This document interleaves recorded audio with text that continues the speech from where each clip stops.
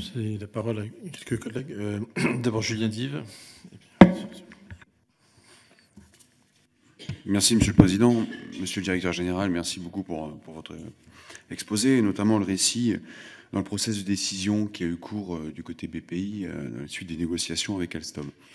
Moi, j'aimerais aborder un volet, une définition d'entreprise stratégique qui est celle de l'entreprise stratégique à l'échelle des territoires, puisqu'on a évoqué l'entreprise stratégique à l'échelle nationale, qui dépend d'un certain nombre de définitions, la défense et bien d'autres sujets que monsieur le rapporteur vient d'évoquer avec vous.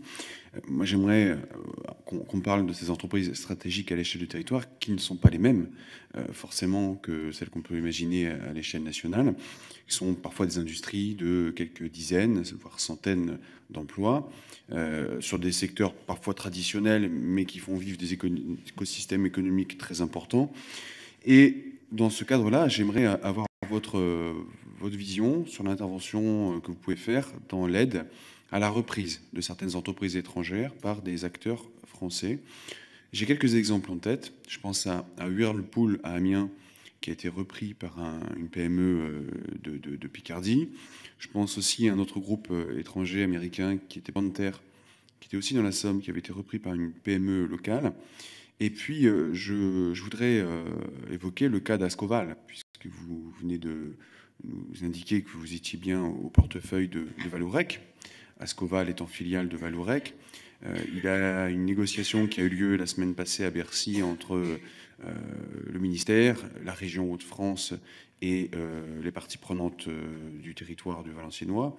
Et 5 millions d'euros ont été annoncés dans la participation pour aider à relancer le site d'Ascoval en attendant de retrouver un repreneur. D'ailleurs, l'entreprise, je crois que cette semaine a rouvert. J'aurais aimé un peu connaître votre niveau d'intervention dans un cadre comme celui-ci. Et puis, j'ai un deuxième volet de questions. Ça concerne aussi la stratégie de notre industrie de manière plus globale. Je crois qu'elle se définit aussi d'un point de vue de la compétitivité de nos entreprises.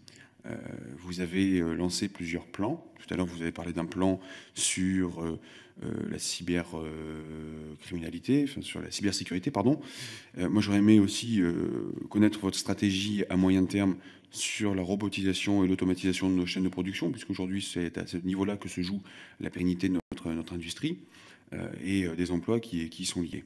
Je vous remercie.